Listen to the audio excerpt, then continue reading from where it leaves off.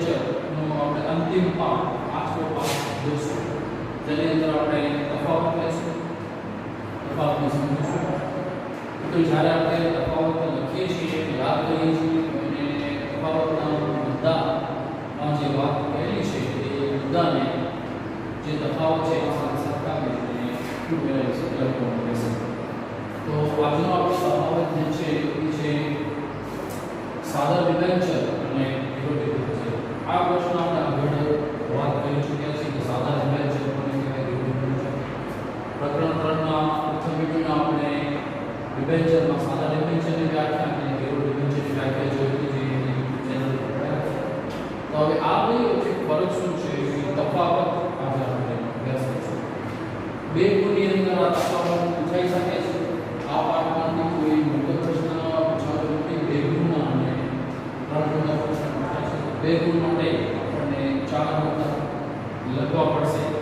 એક મુદ્દાનો અડધો માર્ક્સ એ રીતે આપણને મળશે. આપણે મુદ્દા સમજશું, આપણે નોટબુકની અંદર કરી લઈશું. તો તફાવતના મુદ્દાનો કામ સાદા ડિબેન્ચર અને વિરોધી ડિબેન્ચર. શરૂ કરીએ.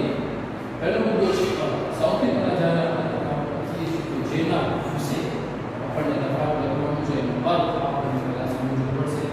પહેલા વિડિયોમાં આપણે એની વાત કરી છે, ફરી આપણે રિપીટ કરીએ કે સાદો ડિબેન્ચર કોઈ પણ પ્રકારની મિલકતની જામીનગીરી આપવાનું.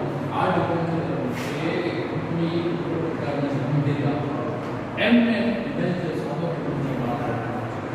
આના માટે કોઈ મિલકતની જામીનગીરી આપવાનું સાદો ડિબેન્ચર સિમ્પલ છે. આના માટે ગીરવી રાખવાનું નથી, સીધો છે એ ડિબેન્ચર તૈયાર કરી જાહેર જનતાને આપવામાં આવે છે. જાહેર જનતા ખરીદશે, એના માટે કોઈ પણ પ્રકારની જામીનગીરી રાખવામાં આવશે. એના વગર ઠીક. તો જ્યારે તફાવત આપો કરીએ છીએ, લખીએ છીએ, એક મુદ્દો જે આપણે સાદા ડિબેન્ચર લેવાનો અને એક મુદ્દો આપણને આપણે તફાવત આવી રીતે આપો કરવાનો અથવા આવી રીતે લખવાનો રીસીવ પડશે. તો જે આપણે સાદા ડિબેન્ચરની અંદર મુદ્દો છે એ સેમ મુદ્દો વિરોધી ડિબેન્ચરની અંદર શું કહેવામાં આવે છે. જે બે ડિબેન્ચર કંપની કોઈ પણ પ્રકારની મિલકતની જામીનગીરી તરીકે મૂકે છે, આ ડિબેન્ચર લેવા છે કે જેની અંદર તેની સામે મિલકતો મૂકશે કે મિલકતોને જામીનગીરી તરીકે મૂકે છે. જે આવા ડિબેન્ચર છે એમ તો તમે સિમ્પલ એના નામ પરથી સમજી શકો છો. સાદા ડિબેન્ચર એના પ્રકારની જામીનગીરી, વિરોધી ડિબેન્ચર એના પર મિલકતોની જામીનગીરી સામે મિલકતો ગીરવી રાખવામાં આવે છે, જામીનગીરી તરીકે. આ બે વચ્ચે પહેલો મોટામાં મોટો આ છે. અથવા પ્રથમ અર્થમાં આપણે લખી શકશું કે સાદો ડિબેન્ચર વિરોધી ડિબેન્ચર આપણો ફરક છે જામીનગીરી આપવામાં છે. બીજો મુદ્દો પર આપણે વિરોધ કંપની દ્વારા કોઈ પણ મિલકતની જામીનગીરી આપવામાં આવે. આ એના જો સેમ મુદ્દો છે કે ભાઈ આની અંદર પણ સેમ મુદ્દો ની વાત કરવાની છે. વિરોધ મિલકતો આની અંદર આની જ મળી જશે. એની સામે કોઈ પણ પ્રકારની જામીનગીરી રાખવાની નથી, કોઈ મિલકત રાખવાની નથી અને સીધો છે એ ડિબેન્ચર. જ્યારે વિરોધી ડિબેન્ચરની અંદર શું છે, કંપની દ્વારા કોઈ મિલકતો વિરોધ કરવામાં આવે, મિલકત સામે વિરોધ કરવામાં આવે. ડિબેન્ચર હોલ્ડર ડિબેન્ચર ખરીદે છે એની સામે કંપની જે કાળ સિવાય કંપની વિસર્જન થયું, કંપની ખર્ચામાં ગઈ, તો મિલકત સામે ડિબેન્ચર હોલ્ડર પોતાનો અધિકાર ધરાવશે. કેવા પ્રકારના વિરોધી ડિબેન્ચર? સાદા ડિબેન્ચરમાં નહીં, વિરોધી ડિબેન્ચર એને મિલકતનો અધિકાર રહેશે, કારણ કે એ તો શરત જ છે કે વિરોધ મિલકત પર જ ખરીદવાનું છે, મિલકતના અનુસંધાને જ ખરીદવાનું છે. એ પ્રકારે એના પર મિલકતો ગીરવી રાખવામાં છે. જે તે વખતે જે કંપની નાની નુકસાન જાય છે, મિલકત ઉપર ડિબેન્ચર હોલ્ડરનો અધિકાર રહી જશે અથવા એ અધિકાર રહી શકે છે. તો વિરોધી ડિબેન્ચર ખરીદવાનો એક પ્રકાર તમે જો કરતો છો, કારણ કે એમાં મિલકત છે, એક પ્રકારની મિલકત ખરીદવી છે ડિબેન્ચર. સાદા ડિબેન્ચરમાં છે બીજો મુદ્દો છે. ત્રીજો મુદ્દો છે ગ્રોથ. આ ડિબેન્ચર બહાર પાડવામાં આવે ત્યારે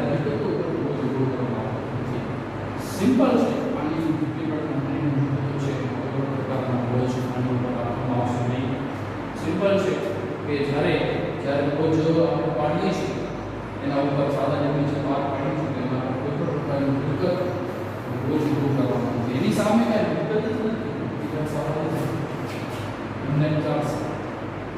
ત્રીજો જે મુદ્દો છે એ ગોળનો છે. ઊભો ચાલવાનો સામે શું છે? આ ડિબેન્ચર બહાર પાડવામાં આવે ત્યારે લોકો સ્થિર રહેશે.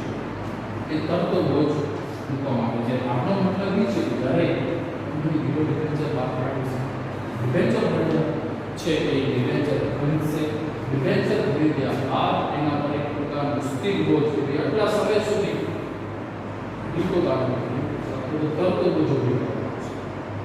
આમાં ડિબેન્ચર હોલ્ડરનું જોખમ ઓછું રહેશે અને સેફ્ટી મળશે. આ ડિબેન્ચર ખરીદ્યા બાદ જો કંપની કોઈ પણ પ્રકારનું નુકસાન થાય છે તો એના પર એનો મુક્તનો અધિકાર ડિબેન્ચર આ ડિબેન્ચરમાં આખરી ભાષામાં રિસ્ક બહુ ઓછું છે અને આ બહુ ભોગવવામાં આવે છે. એટલે આને ખુશી ખુશીથી ડિબેન્ચર ધારક ડિબેન્ચર હોલ્ડર ખરીદી શકે છે. હવે આ ત્રણ મુદ્દા જોતા તો છે એ સાવ ખુશી બની જાય છે. જેનું નામ છે જોખમ. આવા ડિબેન્ચર હોલ્ડરો બિન સલામત લેણદાર આનો છે એ કંઈ પણ પ્રકારનું બોજ છે એ રીતે કેવા છે બિન સલામત છે. કંપનીની સામે મુદ્દત હાલ સવારે કંપની નુકસાન થઈ વિસર્જન થઈ જે વ્યક્તિ સાદા ડિબેન્ચર છે વિદ્યાર્થી પાસે સલામત નથી કે રૂપિયા મળે પણ અથવા ન પણ મળે લાંબી પૂંજીને નવું તો બિન સલામત લેણદાર એટલે આમાં જોખમનું પ્રમાણ વધુ છે. આવા ડિબેન્ચર માની લો કે ઇક્વિટી ડિબેન્ચર કરતા રૂપિયા પર ઓછો અસર થશે. જોખમ શું છે? વધુ છે. બિન સલામત લેણદાર છે. આમાં ગેરંટી નથી કે પૈસા મળી શકે છે કારણ કે જોખમ રહેલું છે. તો મિલકત સામે ગીરી મૂકવામાં નથી. ગેરફાયદો સાદા ડિબેન્ચર જોખમ છે બિન સલામત લેણદાર છે. ત્યારે આની અંદર શું છે? આવા ડિબેન્ચર સલામત લેણદાર કહેવાય. સિમ્પલ છે, ઇઝી છે કે આ ડિબેન્ચર કે મિલકતો ગીરો મૂકીને ડિબેન્ચર ખરીદ્યા છે. કંપનીની મિલકતો પર ડિબેન્ચર હોલ્ડરનો અધિકાર થઈ ગયો છે. તો આ ડિબેન્ચર ધારક છે ડિબેન્ચર હોલ્ડર છે એ પ્રકારે સલામતીનો અવસર થઈ કંઈ પણ થાય અમારી પાસે કંપનીની મિલકતો છે. અમે કંપની ક્યાં ભાગી જશે અમને એક પ્રકારે સુરક્ષિત સલામત રહેવાનું છે. જો ડિબેન્ચર તૂટ્યો રૂપિયા તૂટ્યા કંઈ પણ થયો તો સામે પેલી છે કંપનીની સલામતી અનુભવી છે. ત્યારમાં જોખમનું પ્રમાણ શું છે? ઓછું છે. આમાં જોખમ તો છે પણ ઓછું છે. એટલે આપણે આખા તફાવતની વાત કરીએ. તફાવતની અંદર આપણને 4 મુદ્દાઓ વધારે ફોકસ કરવાનું છે. કિલોમીટર તો જો આ બે મુદ્દા સેમ ટુ સેમ એવા છે. આમાં કંઈ ફરક નથી. જામીનગીરીનો શબ્દનો ફરક છે. બેમાં એકમાં જો હકારાત્મક છે બીજામાં નકારાત્મક છે. તફાવત હંમેશા એવી રીતે જ આકાર કરવાનો હોય કે જે મુદ્દો હાની અંદર કહેતો હશે મોટાભાગનો તફાવત નેગેટિવ જોશે નામાં નેગેટિવમાં આવશે. તફાવત બાકી કરવાની સિસ્ટમ હોય લખવાની સિસ્ટમ હોય એ સિસ્ટમ પ્રમાણે કોઈ અનુસરે તો તફાવતને આપણે ઇઝીલી સમજી શકીએ, આખું કરી શકીએ અને આ 4 મુદ્દા છે આપણે આસાનીથી યાદ કરી શકીએ. અંતિમ મુદ્દો જે છે જોખમવાળો છે. જોખમ ઓછું છે. એના નામ પરથી જ આપણે અંદાજો લગાવી શકીએ કે કેટલો ડિબેન્ચરને સાદા ડિબેન્ચર. પાર્ટ 3 ડિબેન્ચરના હજી એક તફાત વિશે અભ્યાસ કરશું. મારું નામ સરકી મુસ્તફા હુસૈન. હું તમારું સ્વાગત કરું છું. પ્રશ્ન છે કન્વર્ટેબલ ડિબેન્ચર અને નોન કન્વર્ટેબલ ડિબેન્ચર વચ્ચેનો તફાવત. સૌથી પહેલાં મિત્રો આપણે અર્થ લેશું. જે ડિબેન્ચરનું અમુક ચોક્કસ સમય મર્યાદા બાદ ઇક્વિટી શેરમાં રૂપાંતર થઈ શકતું હોય તેવા ડિબેન્ચરોને કન્વર્ટેબલ ડિબેન્ચર કહે છે. આગળ આપણે આ ડિબેન્ચર વિશે અભ્યાસ કર્યું છે. ફરીથી આપણે જ્યારે એ ડિબેન્ચર વિશે થોડું ઘણું છે અભ્યાસ કરી લઈએ અને અર્થની માહિતી લઈ લઈએ કે આવા ડિબેન્ચર છે અમુક ચોક્કસ સમય બાદ ઇક્વિટી શેરમાં રૂપાંતર કરી શકાય છે. એનું નામ જ છે convertible debenture. Non convertible debenture તો આનાથી એકદમ વિરુદ્ધનું લખવાનું. જે ડિબેન્ચરનું ઇક્વિટી શેરમાં રૂપાંતર થઈ શકતું નથી તેને નોન કન્વર્ટેબલ ડિબેન્ચર કહે છે. એટલે સિમ્પલ ભાષામાં આપણે અર્થની વાત કરીએ તો આમાં જે મુખ્ય શબ્દ છે ઇક્વિટી શેર, એકનું રૂપાંતર થશે એ કન્વર્ટેબલ રહેશે, જેનું રૂપાંતર નહીં થાય એ નોન કન્વર્ટેબલ ડિબેન્ચર રહેશે. એટલે અર્થની અંદર પહેલા મુદ્દાની અંદર આપણને આ પાકો કરવાનો કે ભાઈ જે ડિબેન્ચર છે અમુક ચોક્કસ સમય બાદ ઇક્વિટી શેરમાં ઓટોમેટિકલી કન્વર્ટ થઈ જાય છે, કન્વર્ટેબલ છે. જે નથી થતા એ નોન કન્વર્ટેબલ છે. નામ ઉપરથી જ આપણે ઇઝીલી યાદ રાખી શકીએ. બીજો મુદ્દો છે એનો રૂપાંતર. આવા ડિબેન્ચરનો અમુક નિશ્ચિત સમયના અંતે ચોક્કસ કિંમત ડિબેન્ચરના નક્કી કરેલ સંપૂર્ણ કે અંશતઃ હિસ્સાના બદલામાં નક્કી કરેલ સમયમાં ઇક્વિટી શેરમાં રૂપાંતર થાય છે. હવે કન્વર્ટની વાત છે તો કન્વર્ટ કેટલો કરવો એના વિશેની વાત છે કે તમે જ્યારે રૂપાંતર કરવા બેસો છો તો આવા ડિબેન્ચરનું અમુક ચોક્કસ નિશ્ચિત સમય, માની લો 6 મહિના 12 મહિના જે સમય હશે એ પૂરું થઈ જશે, તો એના અંતે ચોક્કસ કિંમત ડિબેન્ચરે નક્કી કરેલો સંપૂર્ણ અંશતઃ આખો ડિબેન્ચર અથવા તો ડિબેન્ચરનો અમુક ભાગ એના હિસ્સાના બદલામાં ઇક્વિટી શેરમાં રૂપાંતર થઈ શકશે. જે આવા ડિબેન્ચરનું સંપૂર્ણ કે અંશતઃ હિસ્સાના બદલામાં નક્કી કરેલ સંખ્યાના ઇક્વિટી શેરમાં રૂપાંતર થતું નથી. આ બે વચ્ચે ફરક એટલું છે કે આનું રૂપાંતર થાય છે તો રૂપાંતર કેટલું થાય છે તો અંશતઃ ભાગ અથવા તો સંપૂર્ણ અથવા તો ચોક્કસ કિંમતે નક્કી કરેલો. એ સમય આવશે, એ સમય જ્યારે પૂરું થઈ જશે ઓટોમેટિક આ કન્વર્ટ થતો જશે. જ્યારે આનો તમે એકવાર કરી દીધા બાદ એને તમે ઇક્વિટી શેરમાં રૂપાંતર કરી શકતા નથી. આ છે નોન કન્વર્ટેબલ. સંબંધ. સંપૂર્ણપણે રૂપાંતરશર ડિબેન્ચરનું ઇક્વિટી શેરમાં રૂપાંતર થતાં ડિબેન્ચર હોલ્ડર લેણદાર મટી માલિક બને છે. હવે સમજી લો કે જેની પાસે એક શેર છે એ કંપનીનો હિસ્સેદાર, કંપનીનો માલિક બની શકે છે. તો સંપૂર્ણપણે રૂપાંતરશર ડિબેન્ચરનું, કન્વર્ટેબલ ડિબેન્ચરનું તમે એકવાર રૂપાંતર કરી જશો તો ઇક્વિટી શેરમાં રૂપાંતર થઈ જાય એ લેણદાર ઓટોમેટિકલી એનો માલિક બની જશે. તો આ એનો ફાયદો છે. ત્યારે આ ડિબેન્ચરનું ઇક્વિટી શેરમાં રૂપાંતર થઈ શકતું ન હોવાથી ડિબેન્ચર હોલ્ડર લેણદાર જ રહેશે. આ મોટામાં મોટો ફાયદો અને ગેરફાયદો તમે જોઈ શકો છો કે આનો સંબંધ સીધો શેરમાં કન્વર્ટ થઈ જાય છે અને માલિક બને છે, જ્યારે આ હજી લેણદાર જ રહે છે because of non convertible debenture. રકમ પરત કરવાની વાત છે મિત્રો, તો કન્વર્ટેબલ ડિબેન્ચરનું ઇક્વિટી શેરમાં રૂપાંતર થતાં ડિબેન્ચરની રકમ પરત કરવાનો પ્રશ્ન ઉદ્ભવતો નથી. નોન કન્વર્ટેબલ ડિબેન્ચરનું ઇક્વિટી શેરમાં રૂપાંતર થતો ન હોવાથી રકમ અમુક નિશ્ચિત સમયના અંતે પરત કરવામાં આવે છે. કન્વર્ટેબલ ડિબેન્ચરનું ઇક્વિટી શેરમાં રૂપાંતર થતાં ડિબેન્ચરની રકમ પરત કરવાનો પ્રશ્ન ઉદ્ભવતો નથી. ડિબેન્ચરને તમે ઇક્વિટી શેરમાં લઈ ગયા પછી ડિબેન્ચરની રકમનું કંઈ પણ નહીં, અહીં પ્રશ્ન સમાપ્ત થઈ ગયો, તમે માલિક બની ગયા, વાત ખતમ.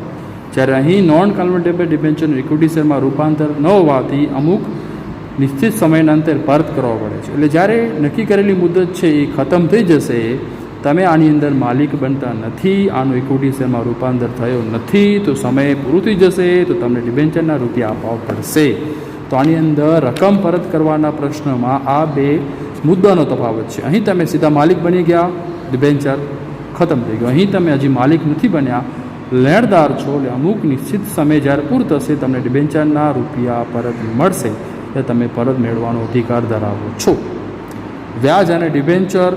આવા ડિબેન્ચરનું ઇક્વિટી શેરમાં રૂપાંતર થતાં શેરધારકોને ડિવિડન્ડ મળે છે. મોટામાં મોટો ફાયદો છે ડિબેન્ચર છે ઓટોમેટિકલી બધા ઇક્વિટી શેરમાં રૂપાંતર થઈ ગયા તો શેરધારકને ડિવિડન્ડ મળશે, વ્યાજ મળશે. This is the benefit. આવા ડિબેન્ચરનું રૂપાંતર ન હોવાથી ડિબેન્ચર ધારકોને વ્યાજ પણ મળે છે. એટલે આવા ડિબેન્ચરનો એક પણ કક્ષાએ નોન કન્વર્ટેબલ ડિબેન્ચર રૂપાંતર થતું નથી. તો આવા જે ડિબેન્ચર ધારકો છે એને વ્યાજ મળે છે, આમાં ડિવિડન્ડ મળે છે, આમાં વ્યાજ મળે છે. એટલે ફાયદો તો બેમાં છે, પણ આમાં ફક્ત બે તફાવતને તમે જુદા કરો તો વાત ફક્ત એટલી જ નીકળે કે આ જે તફાવત અહીં કહેવા માંગે છે કે અહીં તમે જે શેર ડિબેન્ચર ખરીદી દીધેલા છે એ સમય મર્યાદાના અંતે તમે એનું ઇક્વિટી શેરમાં રૂપાંતર કરી શકશો, આનું નહીં કરી શકો. રૂપાંતર કર્યા બાદ તમને કયા ફાયદા મળશે એની વાત અહીં થયેલી છે, અને અહીં રૂપાંતર થતા નથી તો શું ગેરફાયદા છે એની વાત થયેલી છે. તો આ તફાવતને આપણે કન્વર્ટેબલ ડિબેન્ચર અને નોટ કન્વર્ટેબલ ડિબેન્ચરના રૂપે રજૂ કરશું. આના જે મુદ્દા છે અર્થ, રૂપાંતર, સંબંધ, રકમ પરત, વ્યાજ, ડિવિડન્ડ આની અંદર મળે, વ્યાજ આની અંદર, એ આપણને યાદ રાખવાનું રહેશે. તો આજના વિડીયોની અંદર આપણે કન્વર્ટેબલ અને નોન કન્વર્ટેબલ ડિબેન્ચરની વાત કરી. અસ્સલામુ અલૈકુમ.